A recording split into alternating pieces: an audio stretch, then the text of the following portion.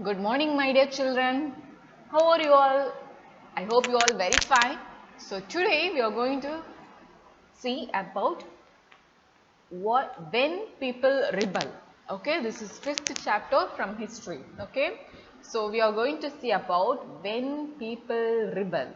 Okay, so that means in this lesson we are going to see about how people rose against British and what are the struggle they have faced and how British reacted to Indian people and what are the conclusion and finally how we totally India came under the control of British. So we are going to see about those in this chapter. Okay dear. So let's start. So what is the chapter name? When people rebel. Okay. So let's listen. So first, policies and the people. Policies and the people. So we are going to see about the policies and about the people. Okay. So first, Nawab lose their power. So kings, Rajas, Nawabs. So these people lost their authority and power. So lost their authority and power means they are losing their power.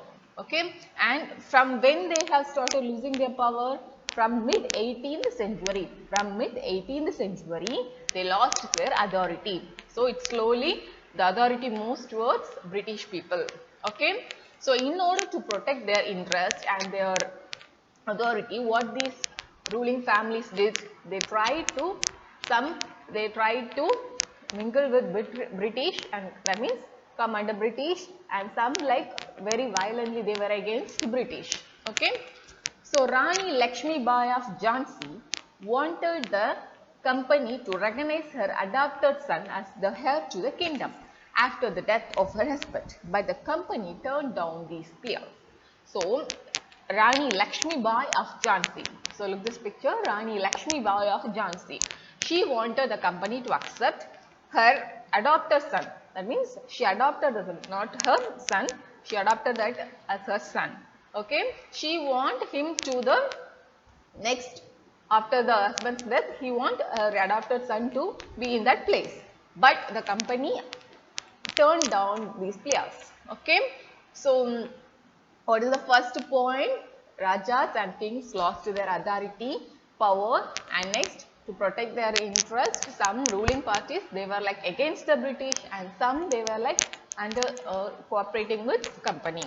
And Rani Lakshmi Bai of Jhansi, she wanted the company to recognize, to accept her adopted son, the son whom she adopted to be like next to the place of her husband, but the company turned out it.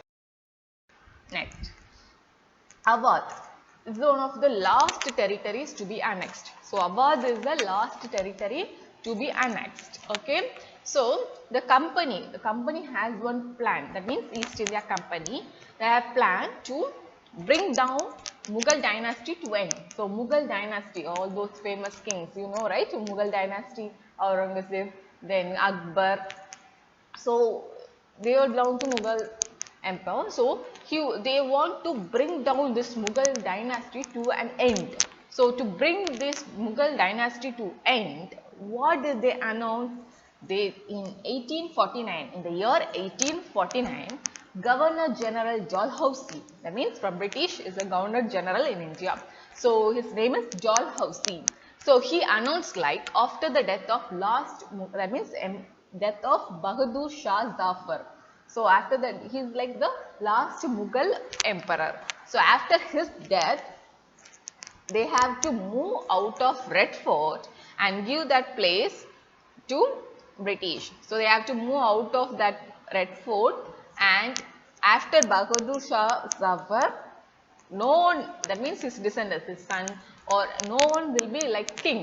They have to be called like princes. Okay, understood children? So what is in this slide, what is the main point? The company wanted to bring down that means finish Mughal dynasty. So for that, company planned like after the death of Bahadur Shah Zafar, that means he is the last Mughal king. So after that, no one will be called as king. After Bahadur Shah Zafar, no That means that his son, no one will be called as king. They should be called as princes. Okay. And after his death, the family should be shifted out of Red Fort and given another place in Delhi. Okay. So that was the plan. Then next, we are going to see about the peasants and the sepoys.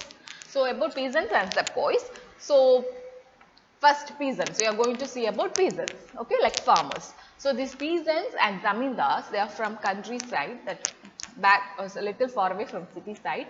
They were given high taxes and different type of revenue collection. So because of this, most of them lost their land because they cannot pay money to the money, that means loan to the money lender. They will be getting loan, right? So that loan they cannot pay. So in that they have lost their lands. Okay. So that is about peasants. They were suffering like anything. And next about sepoys. So Indian sepoys, like Indian people, they were like working in the army of the company. Okay. Not in Indian army. They are working in company's army. Okay. So when they were working, they were getting low pay and terms and conditions, they were not satisfied. Okay. Once the sepoys, it's the Indian sepoys, they were asked to go to Burma to fight for the company via sea route. But what they did, these people, they were like refused to go.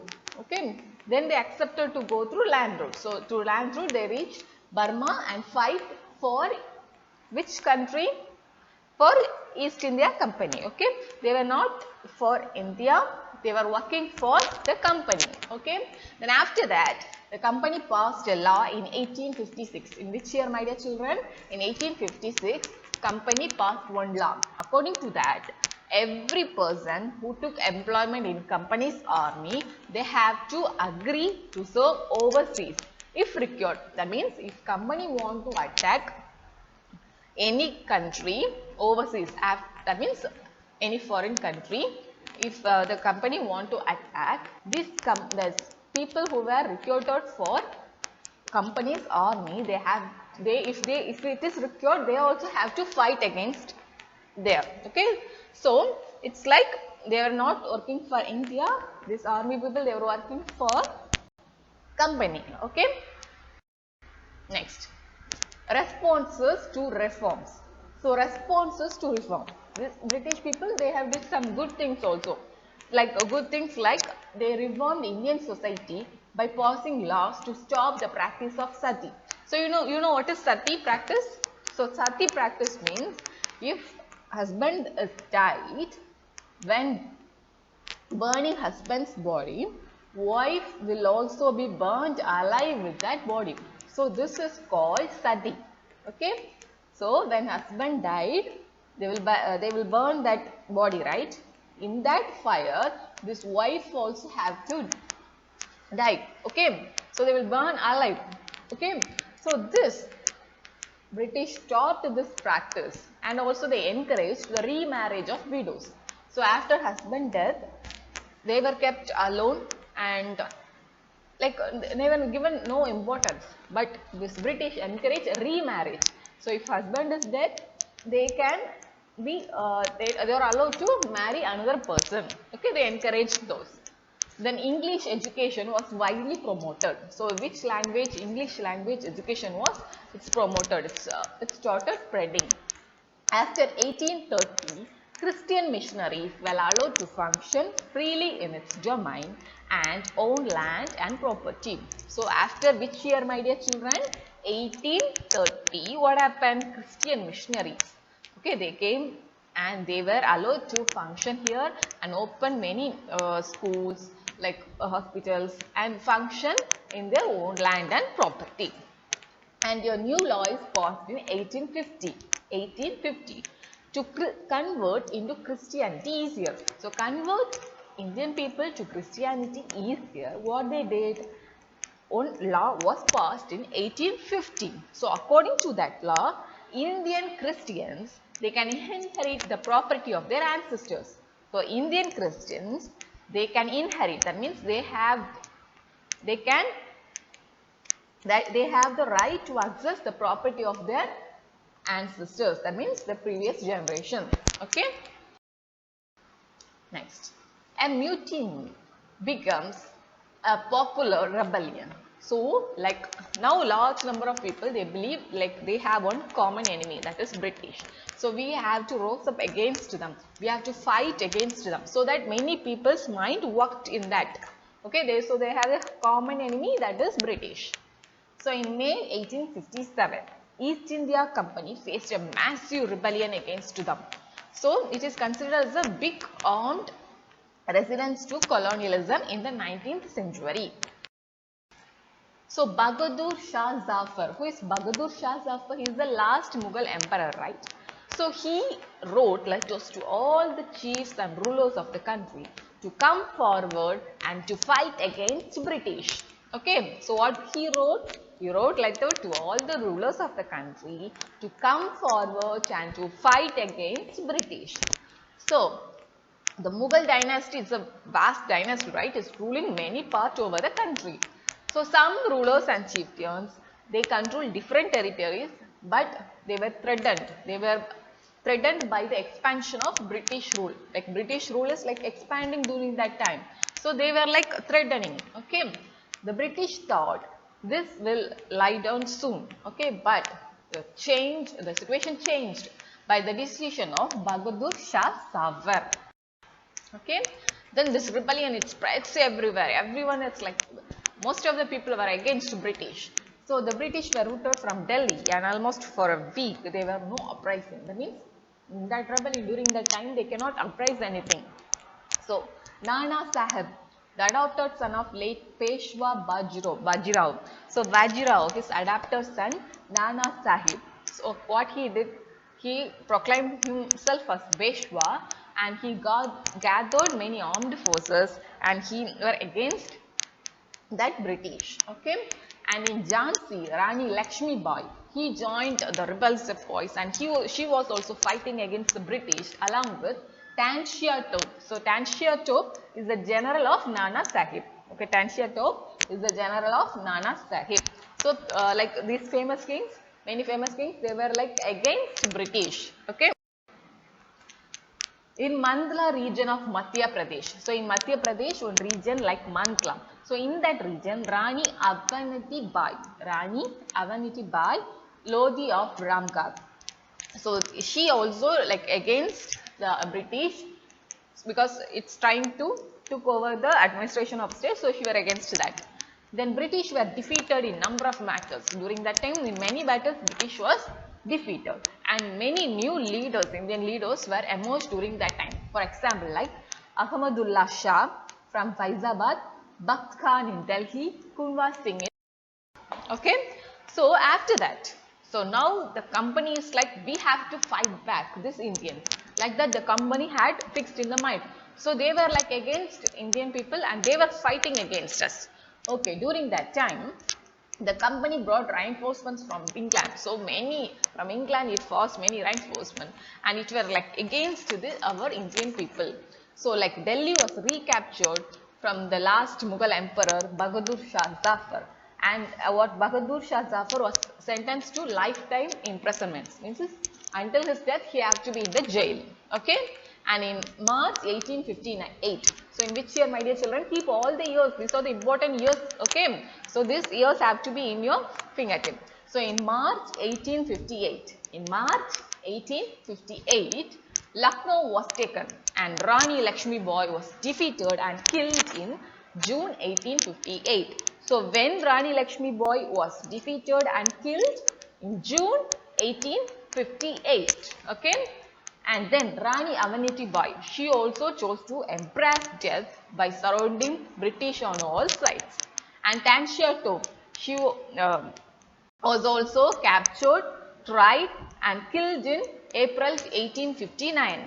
Okay, so that company were against, and like many of the who were like fighting against British, they were defeated.